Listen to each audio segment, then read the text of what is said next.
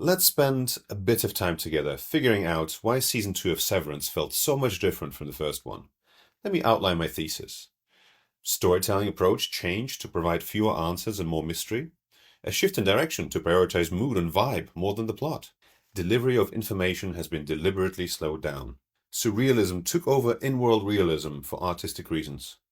Quality of writing just got worse. Look, writing is hard. I can barely even do it for this video. Um, mm, uh, ooh. Uh, the funny thing is, there are loads of good ideas in this season, in principle. Multiple innies in one person. The MDR department are making new innies. Innie-Mark versus Outie-Mark conflict. Bert being a former Lumen enforcer. Potential innie rebellion. Bert severing for religious reasons. Other Lumen MDR branches. Innie-Mark realizing he's a real person. Innie-Mark wanting to be happy and making real choices. Harmony Cobell inventing Severance?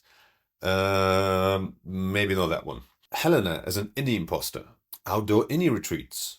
Indie Dylan with his outie's wife. Brand new severed musical department. Oh boy, maybe not that one as well. But we'll get to it. Mark's reintegration. Rickon writing a book for Lumen. Miss Huang as a child slave labor. Lumen as racist? There's enough here to fill a whole season. Yet, it didn't quite work. Let's start at the beginning. First 3 episodes still felt somewhat like Severance, but the alarm bells were already ringing a bit. Episode 1 is Innie-only first and last episode. We follow Innie-Mark from shouting, "She's alive!" to getting his MDR team back together, which, at the end, he succeeds in doing. Episode 2 is Outie-only first and last episode, that starts after Innie-Mark shouts, "She's alive!" and finishes at the end of the first day for the old MDR team.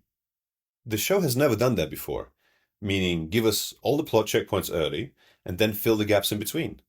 A lot of the tension and surprise was gone at that point. We know how things will end up, just don't know how exactly. So it's still interesting, but much less so.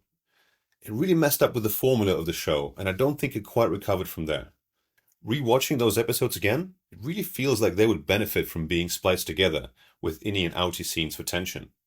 It's a good idea in principle, but the show went a little too far in trying to explain how exactly Lumen brought back the MDR team back together.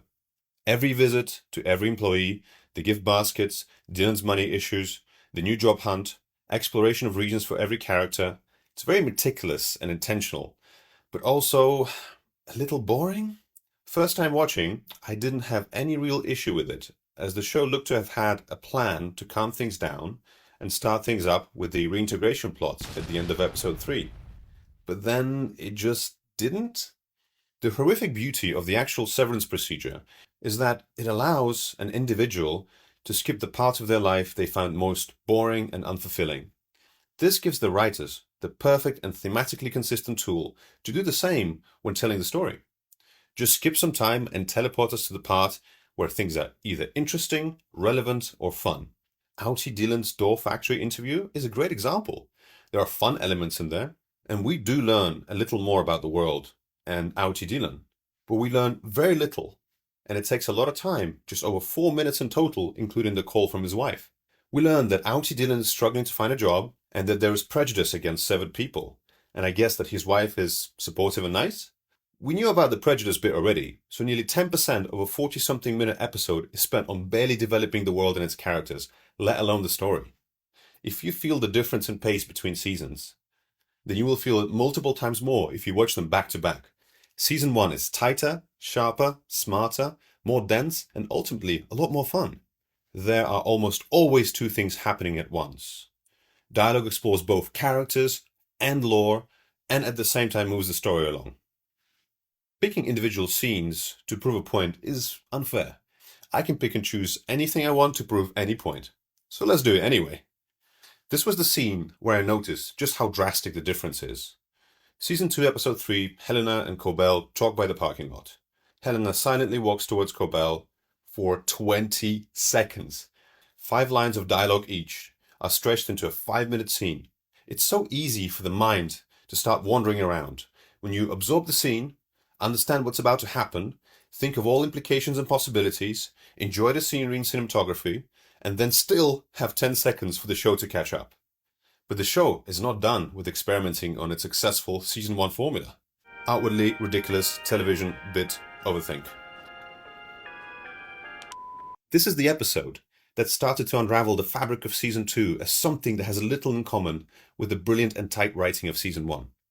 Orbo is a great idea on paper. Shift the gears visually, give the characters a new environment to interact in, learn more about Lumen, create another mystery or two in the process. But just like many things this season, the implementation wasn't well thought out. Ignoring the idea that Orbo was a simulation, as that opens up a whole other can of worms, what was the ultimate goal? Freedom-starved innies get a taste of fresh air and sun for the first time in their lives, and that will make them better at refining? Okay, let's just roll with it for now. You can't monitor and control them effectively outdoors, though. There are real dangers to their lives. Water is cold, it's freezing outside, can fall off a cliff, Dylan may not be fit enough for a hike, Irv is too old. On top of that, there is real potential to create inconsistencies that innies can figure out. For example, Milchick tells the MDR team that it has been 5 months since the OTC incident, but the land is still covered in snow. Do innies know enough about seasons to pick up on that? Probably not, but why take that risk? Most importantly, you give innies a taste of something they've never had before. Did any of the innies ever sleep before in an actual bed in their short lives? Last season explicitly proved to Milchick that seeing the outside world for innies is not a good thing, if you want to control them. Innie Dylan catches a glimpse of his son and goes feral on Milchick because he wanted to know more. Why make the same mistake again, but now with all the innies? Mark and Dylan learned that they have leverage now, and they can get what they want. Why show them that weakness? The elevator at the Severed office has a staggered entry for employees, and that's a great plot device to keep everyone separated. Orbo, though, breaks things apart. How did innies wake up where they did? How did they stay separated? Trying to think of the logistics breaks my brain. An already hyper-suspicious outie Mark, who has just learned that his wife is alive and been held by Lumen, who staged her car accident by the way, accepts being driven to a frozen lake in the middle of nowhere, and is told to walk on it, and then gets switched over to his innie.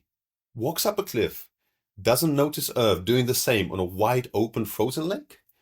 Okay, well maybe there's another protocol like Lullaby or Freeze Frame to switch people off completely while they transport them unconsciously? If we start thinking about all the possible ways this breaks the show, then we're going to be here for a long time. Like, just fake Mark's death and keep him at Lumen unconscious, and only wake him up during working hours to finish the Cold Harbor. No threats, no time constraints. Innie Mark can freak out for a while, but he will be broken in the end. Nah, that's too simple, so no Lullaby. By the way, I don't think that innies waking up on the table for the first time is a counter to that. It could be a consequence of switching the Severance chip for the first time, or simply being drugged for the brain operation. How about multiple innies like Gemma? One innie gets switched on and is guided to the lake, and their our innie is toggled. Nah, same problem as before, you can just imprison Mark. Maybe some kind of short-term memory wipe? Well, even worse. That could completely invalidate the climax of Season 1. Okay, how about that damned simulation idea? They are all in the office, but hooked to some kind of VR simulation device. Also doesn't work. Irv freezes, Helena nearly drowns, Outie Mark's clothes get wet. It's all seemingly real. And if not, that level of technology breaks the world even more. So the show is presenting a mystery that looks nice and juicy on the outside, but after just a little bit of thought, it falls apart and doesn't fit into the world that was created. Irv figuring out that Helena is an imposter is honestly amazing, as he's obsessed with the Night Gardener concept. Yes, it's contrived. Yes, Helena has no excuse not to come up with a good fake OTC story. Twice. She watched the damned security tapes and got called out for her lack of story once already. But whatever, it's a fun idea. One thing that bugged me on the rewatch, though, is Irv saying, Helly was never cruel. Let's rewind to Helly hanging herself in an elevator so that Helena wakes up disoriented and suffocates before she dies. If that's not cruel, then let's go and play with some hamsters together. And lastly, our characters barely talk to each other in this episode. They're out on a hike for the first time in their lives, as a group, and they just walk silently. I urge you to watch it again. It's bizarre. It's like there are different characters for this episode. It's such a waste of an amazing environment and a fun concept. There is a way to rewrite this. You can make Mark the instigator for Orbo to somehow stall for time, not finishing the files, as his outie is looking for ways to get Gemma out of Lumen. That would make Milchick look less like an idiot for organizing this hike and make the most out of it in terms of lore exploration. Now, this episode doesn't feel as random and builds up the tension as the Innie versus outie conflict takes shape. Start the Orbo in one of those birthing-style cabins as they enter one by one staggered just like the Lumen elevator. Keep the holograms or clones, the TV, Dead Seal, and the mysteries easy peasy. This is so frustrating. The ideas are already there. The script just needs a few rounds of polish. Let's Gemma a lot more backstory episode. I think this is the first episode to have actual flashbacks outside of reintegration, as well as being partially shot on film to give it a more grainy aesthetic. It feels different, completely out of sync with the rest of the show so far. It's not a bad thing per se, but in an already disjointed season that's struggling with pace and focus, adding yet another tonal and visual shift doesn't help the narrative. My specific problem with this episode is that it's very much style over substance. What do we know about Gemma so far, and what do we want to know? Stay with me here. I think this is one of the main reasons why there's a disconnect between Season 2 lovers and critics. We know that Gemma seemingly passed away in a car crash 2 years ago, and that was a catalyst for Mark to join the Severed workforce. We know that Mark identified the body that was burned after the crash. We know that Mark and Gemma tried to conceive a child, and being unable to was very traumatic to both of them. We know that Gemma is indeed alive and is presumably staying somewhere at Lumen full-time, as there are people in the town that would recognize her. We know that she doesn't spend all her time as Miss Casey, saying that she's only been alive for 107 hours out of 2 years. This implies that she may live at Lumen as an outie. We know that Cobell was running experiments on her, which probably means that Gemma is held captive. We know that Cobell's goal is to test how effective the severance procedure is between two people with a deep outie connection. We know that the chip is nearly 100% effective already, as Mark does not recognize Gemma, and she is the main cause of grief in his outie's life. Sure, Mark makes a tree from clay, but even Milchick remarks that Mark not recognizing Gemma is a success. Not even Gemma's Kendall drew a reaction from Mark. So the conclusion is, the severance procedure is a total triumph, maybe 98 versus 100%, so technically not perfect, but in practice indistinguishable. So, what do we want to know from a full Gemma episode based on the above? Two main things. How did they fake her death? There's a car crash, police, cremation, tree covered in police tape, and outie Mark said he identified the body? It's not trivial. Was Gemma abducted or came to Lumen willingly? If Gemma volunteered, then it's all a big Lumen scheme, and it recontextualizes Mark and Gemma's relationship. That would mean that she knew that Mark would have to accept her death? Leave a note or something, sheesh. And if she was abducted, then it's game over for the MDR and Mark. Lumen can just grab anyone, fake their death, and imprison them for years. Is there any more to her experiment that we know? This is honestly the question that I cared the least about, because the idea to experiment with severed people whose outies have separation trauma is already solid enough. So now, let's get to the actual episode. I want to immediately dismiss the scenes about Mark and Gemma falling in love as superfluous. Yes, it's nice to see our favorite outie couple doing their thing, but this was already established so much more effectively when Mark talked about Gemma with a shaking voice, holding back the tears. What's more cliché? Flashing love montage with music by the legendary Jacques Brel? Or devastated and haggard Mark? When Petey talked about the horrors of Severance and playing back that tape of Mark apologizing in the break room, outie Mark still decided he doesn't want to reintegrate, as the pain of losing Gemma was weighing too heavily on him. He told Rugabi, the first time they met, that being severed helps him cope. He kept talking about Gemma on his dates with the midwife. When outie Mark realizes Gemma is alive, he jumps on every possible scheme to save her, including returning to work despite all his reservations, trying to blind himself to leave a message to his innie, accepting a potentially fatal basement brain surgery. That's all real pain and actions to prove it. So we already know how deeply Mark loves her. If the flashbacks did something to tell a different story from Gemma's perspective, maybe show Mark in a different light, then they would have merit. All they did was confirm what we already know. At this point, the show is just catching up with the audience. Finally, we get to the Lumen scenes and we learn a little bit. Gemma appears to be at Lumen willingly, at least at first, to move on from her pain of miscarriage. Okay, that's a pretty interesting parallel to Mark's reason to get severed. It's in keeping with the themes of the show. Also, Gemma's experiment is becoming many different innies. The scenes are wonderful and creepy, and it expands the Severance lore. Nice. But MDR and other departments are presented to be very structured and well thought out environments with incentives and punishments, whereas Gemma's life and work are not developed significantly. Did she live in the same room for 2 years, wake up every day, and kept being tested by Dr. Maurer? Did she have days off? Did she go out? Did she have waffle parties? Because if not, it's straight up freaking torture, and I can't imagine she'd be so compliant after 2 years. She does rebel by saying she wants to see Mark, smacks Maurer over the head in her ultimately unsuccessful attempt to escape, and there is a mention of another attempt to escape. But is that all? Okay, what about those main questions though?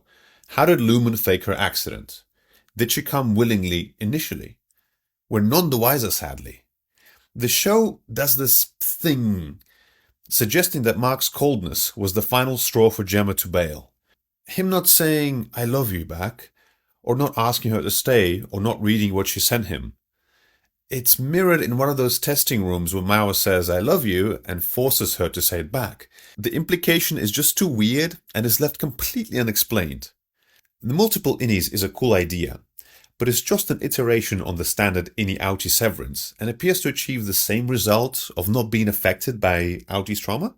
Maybe there's more to it, but we don't find out anything else yet. The episode pretends to reveal information, but in such a way where nothing is really clarified. This is only season 2. We're only 16 episodes in at this point.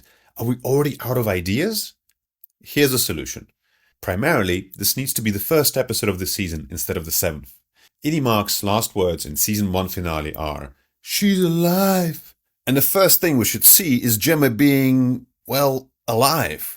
Season 1 has been great at constructing end-of-episode cliffhangers and then immediately delivering on the next episode. This way, the Gemma reveal sets the stakes for the rest of the season, and we get some idea about Cold Harbor early on, instead of the mystery box approach the show took. This also introduces the concept of multiple innies early on, so fans can go wild with theories. We have to skip the backstory and grainy flashbacks.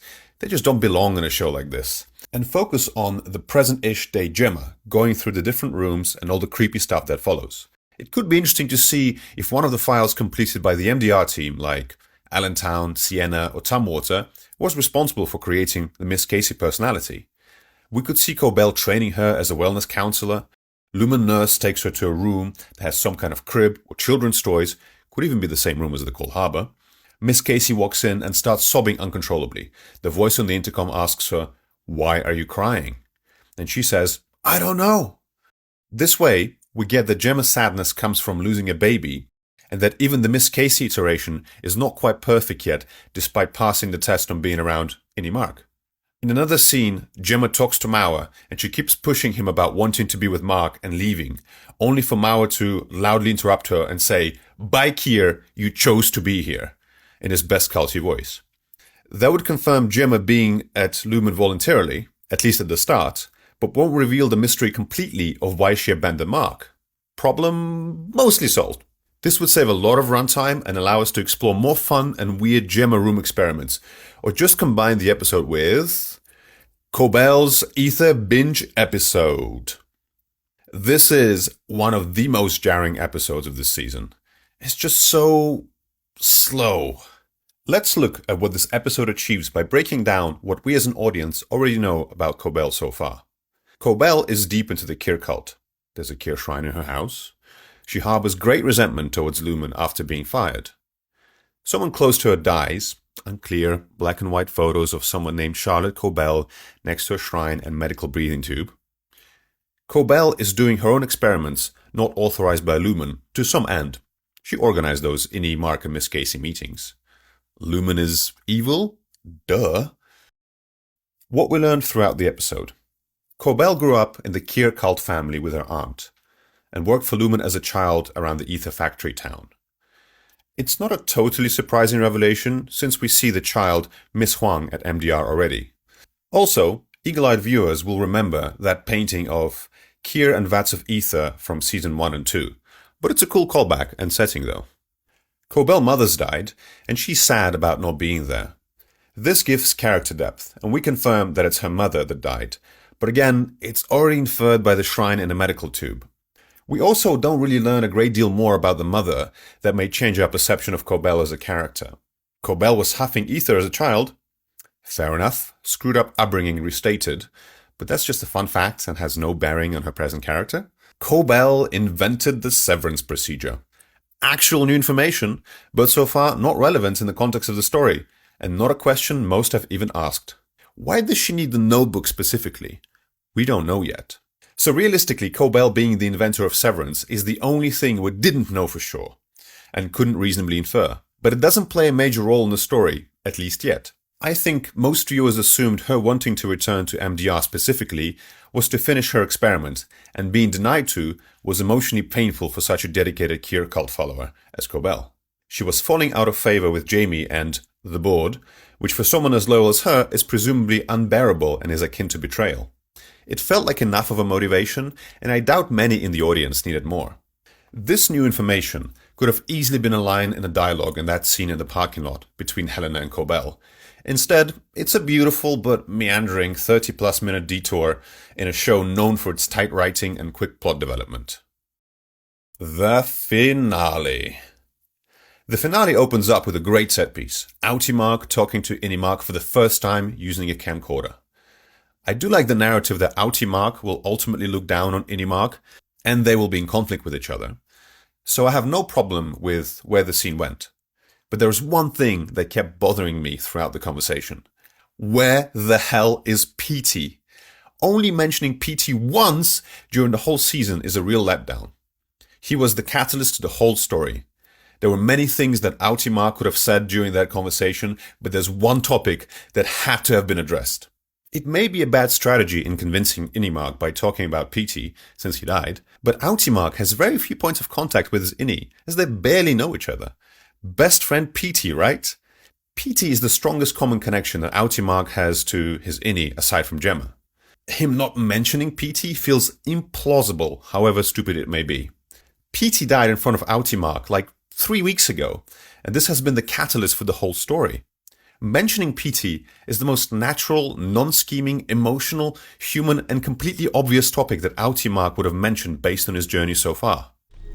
Is it like a top-bottom situation? I'm honestly trying to understand. No, it wouldn't be like a top-bottom situation. It's like... Like Petey. Whoever this new hybrid person is... Petey. Like he'd be way more you than me. Petey. You know as well as I do that her Audi won't, reintegrate. Assuming that's even real. Petey.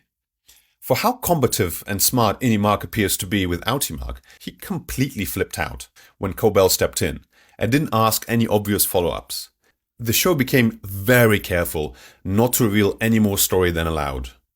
So then it has to create a contrived, aggressive ultimatum situation to move the story along. Innie Mark finishes the Cold Harbor file.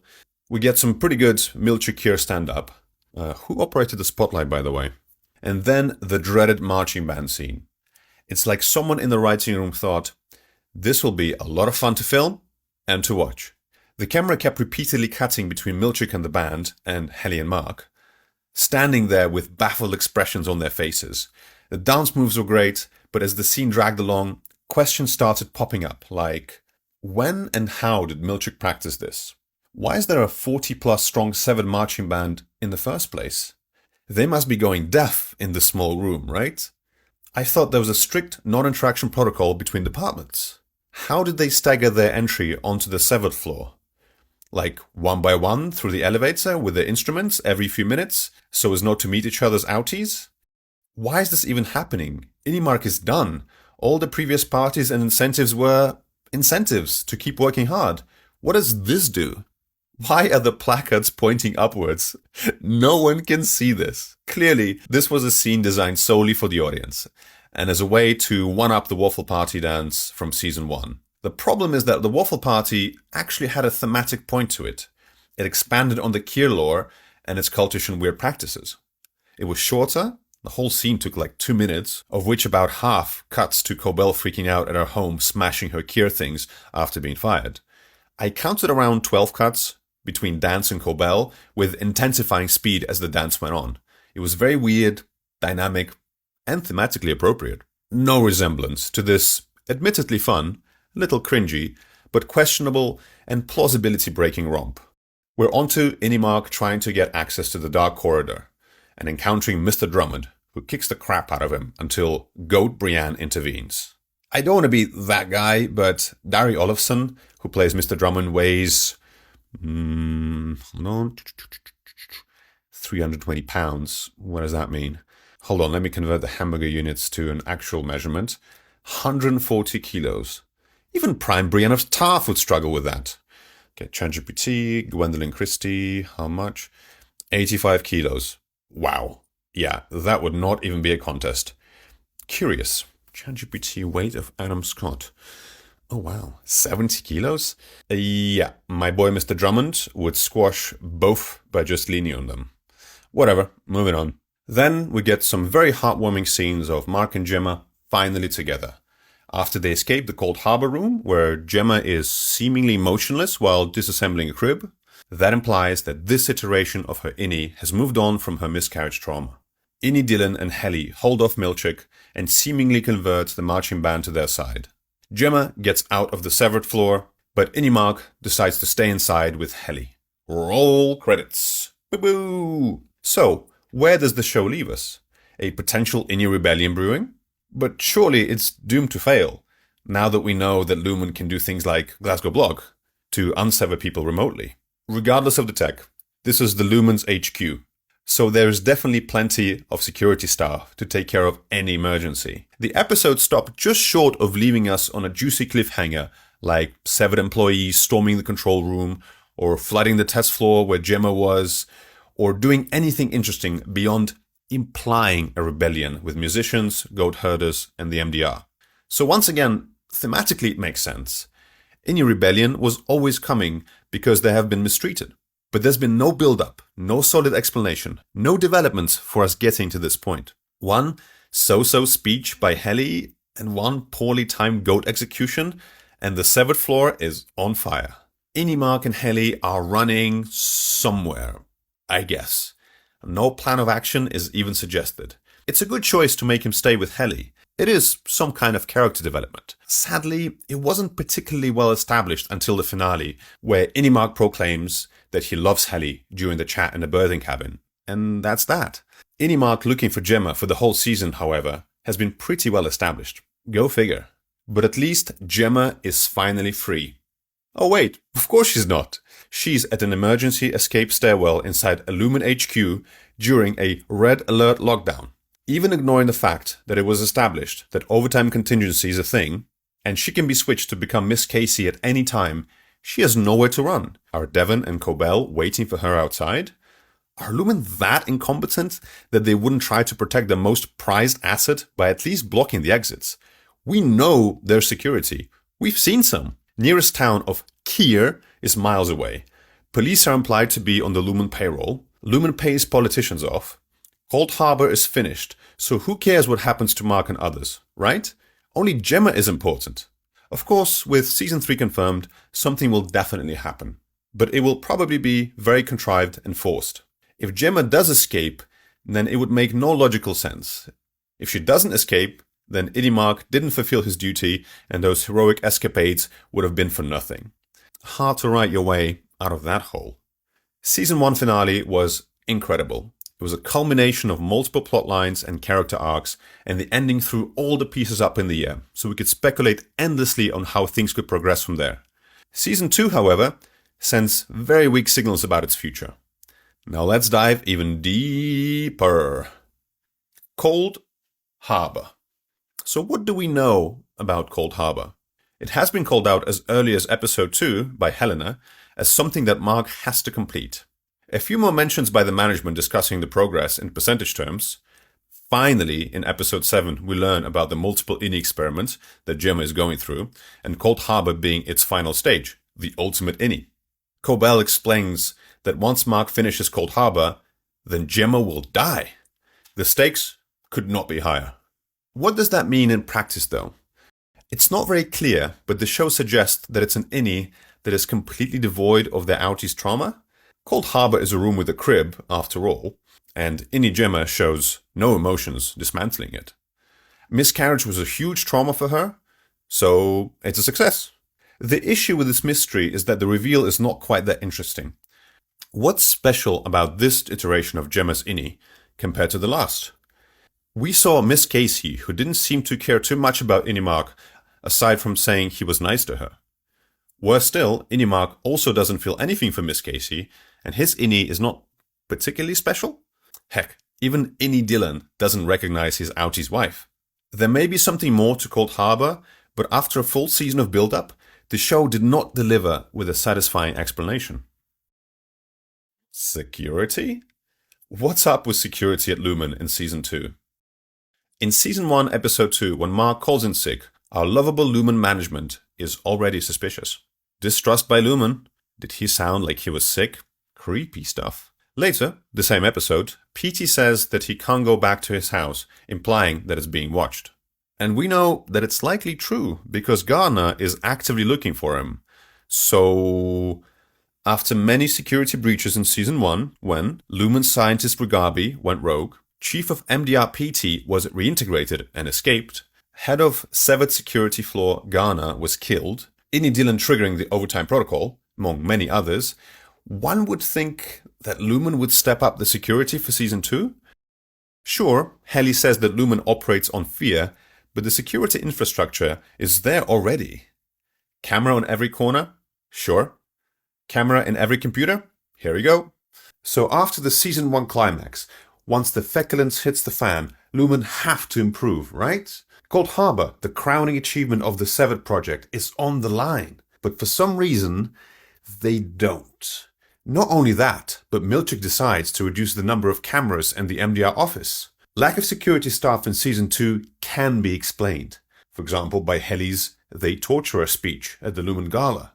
The show can tell us that Lumen has avoided any legal scrutiny due to its political connections, but the business side has suffered regardless.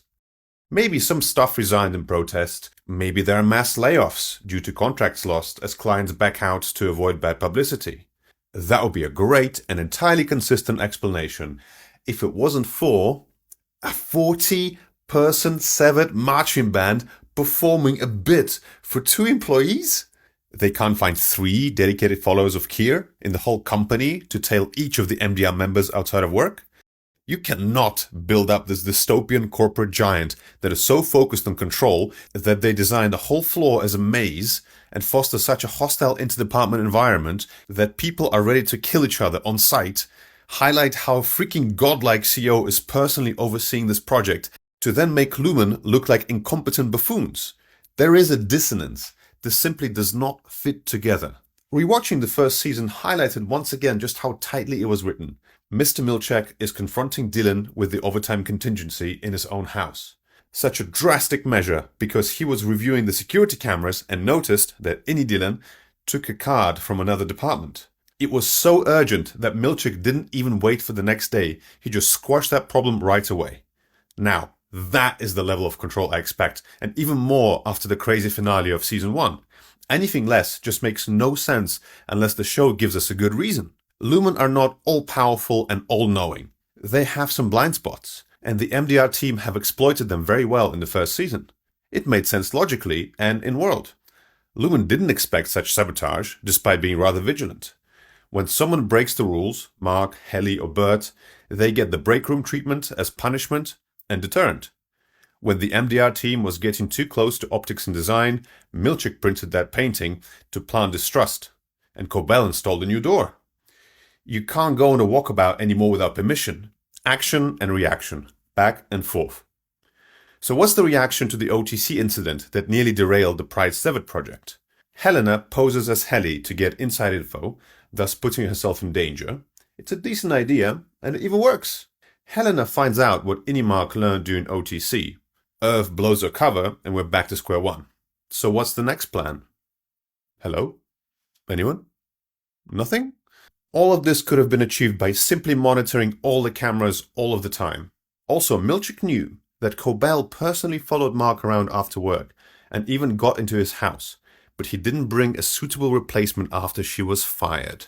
Is there even a new head of Severed Floor Security? Mr. Drummond is too busy doing performance reviews.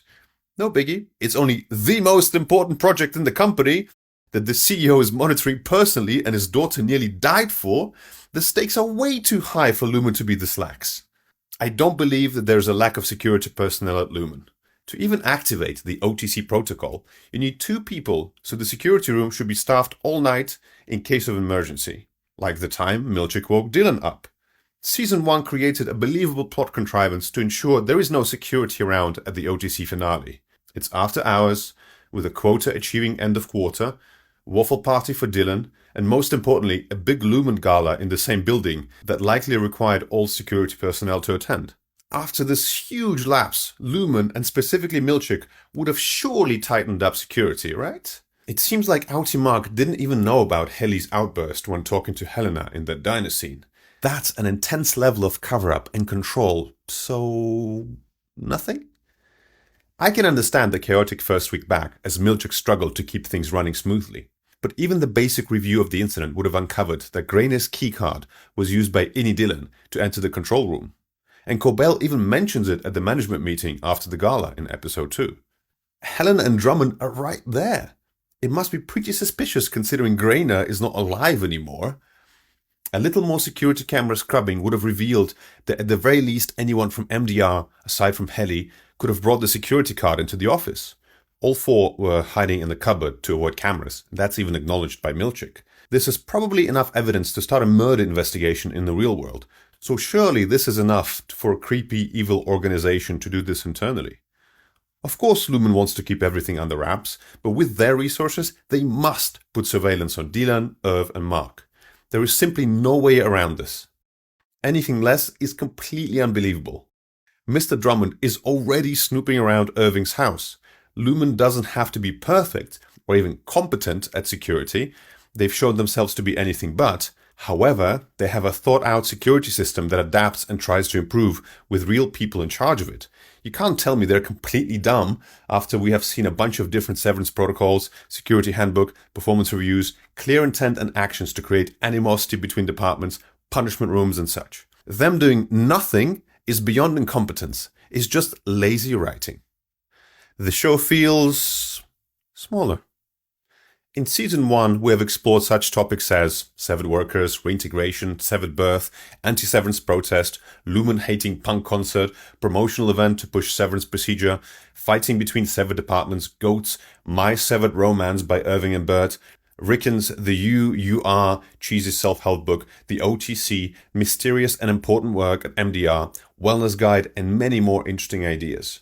The show in Season 2 feels smaller. Lumen HQ is now just a front for the Severed Floor. Severed Floor is now just a front for MDR. MDR is just a front for Mark's work. Mark's work is just a front for Gemma's ultimate indie project. We zoom in so much that it feels more like a chosen one fable and less like a complex story happening in an interconnected world with many moving pieces. And it's clear that this season tried really hard to make things narrow, which is most evident with the We Are Tortured Heli speech at the Lumen Gala. The anti-Severance Hold Mind Collective would have had a field day after that PR disaster. There's already a visible anti-Severed sentiment. There would have had to be some in-world consequences that affect the story. But no, a quick line from Helena about scrubbing the footage at the gala and making a video explaining the incident was a bad joke and she was drunk or something, and that's it. Never mentioned again. Keir Milchick paintings. As a non-American, but someone who's well familiar with his culture and history of race relations, I was so confused about the Milchick Keir painting reaction. Before the scene, there was not a single mention of any racial problems to clue the audience on how the world operates. Severance World resembles modern-day coastal US major city on ethnic diversity. So Mr. Milchick is deep into the Keir cult. He gets promoted to lead one of the most important projects, despite management's issues with his approach. Good so far. Milchick then gets rewarded with canonic God King paintings, but with Keir's appearance being transfused with Milchick's. From the world building so far, I just assumed that this is like the highest honor a Keir follower can receive. The mighty leader Keir reflected in Milchick and vice versa, But it turns out, no. It's actually super bad and implies some kind of racial hierarchy. So in this world, race outweighs cult loyalty? Then why was Cobell fired and Milchick promoted? If Milchick's boss, Mr. Drummond, thinks he's incompetent and there's outright racism, then Milchick's promotion makes no sense. And if Lumen thinks of Milchick's ethnicity as inferior, then wouldn't it be degrading to the great Keir himself, praise Keir, to be portrayed like that? The show really starts to reach to present this as bad, and it feels convoluted in this world. Milchick tried to get Natalie to open up about this issue as well, as a person facing similar challenges. And again, as a non-American, this confused the hell out of me. Natalie is like one of the top employees at Lumen and is a spokeswoman for the company on TV in the first season, and she's also one of the most ethnically ambiguous people out there. I just didn't see this connection between them, and without showing any outright examples of racist behavior, this plotline felt like a total pointless add-on. Yes, Mr. Drummond is an absolute pig, but he's a pig to everyone below his station, it seems. Very much in line with strict hierarchical behavior structure of culture's desire for total control. He tried to kill any Mark. That's plenty sufficient motivation for him treating Milchick poorly, especially if he thinks that his MDR management approach is wrong. It's not a problem to introduce elements of racial tensions to the show, but you actually have to build it up and do something with it. I simply didn't presume there were any problems of that kind because the show didn't give me any reason to think that until the paintings came out. Reintegration. Season 2 has a tendency to introduce promising plot points and do nothing with them. Reintegration was introduced as a concept as early as the series premiere in the pilot and returned to Season 2 in late Episode 3, ignored in the Ordbow, used as a cliffhanger in Episode 5, actually had a role to play in Episode 6, and then swiftly abandoned and had almost no impact on Mark from then on. It seems like it was used as a plot device to stall the Cold Harbor progress due to the nosebleeds. Also, to unite Devon and Mark with Cobell, but there really was no need for that. Cobell clearly resents Lumen now, and she needs no second invitation to talk to Mark to use him in her quest for revenge. Reintegration is clearly coming back in the next season, but here it was completely misused. There are many ways of exploring the concept of reintegration without it completely derailing the plot. This procedure is basically a one-off, and the writers can attach all sorts of caveats to it if they wanted to. Unfortunately, it was presented as something that would allow Mark to communicate with his innie and have a pivotal role in the story, and then just ignored or even reversed. There are no more nosebleeds or shared memories, and even innie Mark challenges whether reintegration is even real after experiencing its effects. So, what's the best way to fix that? Just don't even mention it. Regabi's still hiding, and Mark is trying new and weird ways to communicate with his innie, unsuccessfully. I'm not a writer, but maybe Outie Mark would leave some stains on his shirt in the morning in some kind of pattern, dots and lines, Morse code style, or he eats laxatives and swallows a message only for innie Mark to vomit it out and flush it without noticing. Perhaps innie Mark would bruise certain parts of his body on purpose to get innie Mark's attention. Paint his toenails in some pattern, remove some body hair in shapes of letters. There's plenty here for a creative team of writers to just have fun with. And ultimately, it doesn't have to work at all. It wouldn't change the main story in the slightest. All in all, the reintegration plot was promising and went absolutely nowhere just yet. What a downer. The Helena problem. One of the biggest reveals of Season 1 finale is that Helly's outie is Helena Egan, the daughter of Jamie Egan, Lumen CEO, and the heir to the company. She takes the stage at the Lumen Gala as her innie, intent on destroying the company, and proclaims that innies are being tortured. Close curtains. What a finale. So the expectation for Season 2 would be to understand the consequences of this crazy plot twist and learn more about the motivations and the goals of Helena the outie. Why did she join the MDR team? She got severed for obvious company marketing reasons.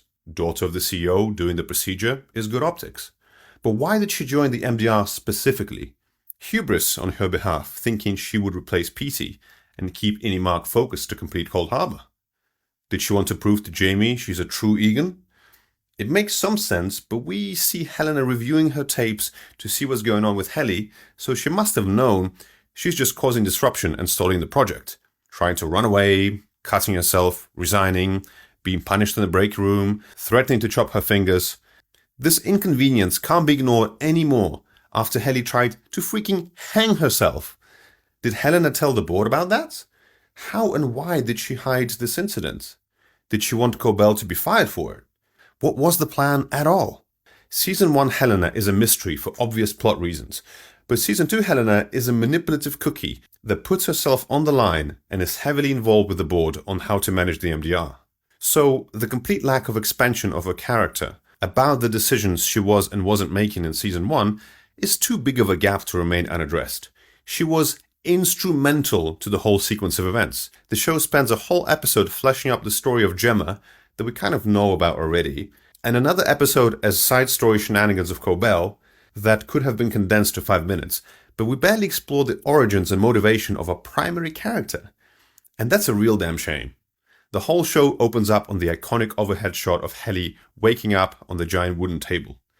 That's not something you can just ignore. Helena's backstory could actually make the world feel bigger again, as we would see Lumen from a completely different perspective, understand some internal scheming and politics. Another opportunity wasted.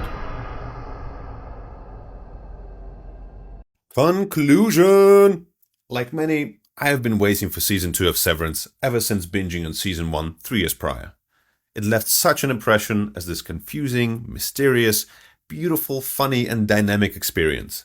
I forgot many of the details, but that intense OCC finale stayed with me. The expectations for the follow-up were there, but not excessively high, as it has been 3 years.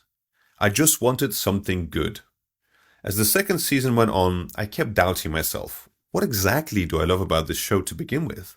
Perhaps my tastes have changed in such a short time? Is it me, or is it the show? So immediately after the marching band finale, I spent the weekend rewatching Season 1 again. And just 2 short days later, there was a clear answer.